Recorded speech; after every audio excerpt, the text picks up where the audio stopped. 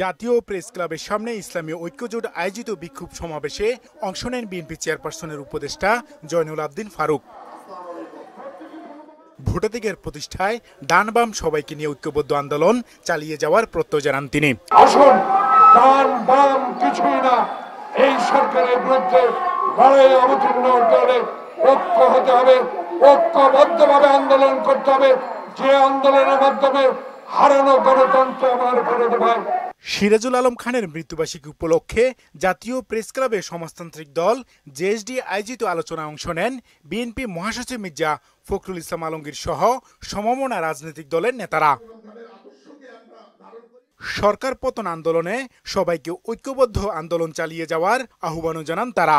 এই রাষ্ট্রশক্তিকে মোকাবেলা করে বিজয় অর্জনে যাওয়ার মতো পরিস্থিতিতে পৌঁছায়নি, সেই পৌঁছানোর জায়গায় আমাদের যেতে হবে, বিকল্প কোনো পথ আমাদের নেই। একটা গণ আন্দোলনকে গণজাগরণে পরিণত করে এই সরকারকে নাকে খত দিয়ে বাধ্য করে এই সরকারকে পদত্যাগ করবার জন্য। এতে বিএনপি মহাসচিব মির্জা ফখরুল ইসলাম আলমগীর বাজেটে কালো টাকা সাদা করার সুযোগ রাখার সমালোচনা করেন। আপনারা এই মাছের টোপ দিয়ে কাঁধে ধরেন এবং আপনারা তো নিজেরাই এটার সঙ্গে জড়িত।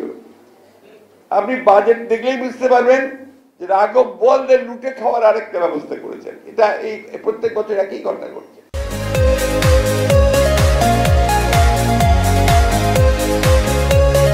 দলমত নির্বিশেষে সবাইকে সরকার বিরোধী আন্দোলনে নামার আহ্বান জানান বিএনপি মহাসচিব। আমরা আবার সবাই একজোট হয়ে সেই লড়াইটা শুরু করি। হুমায়ুন কবির, মোহনা সংবাদ, ঢাকা।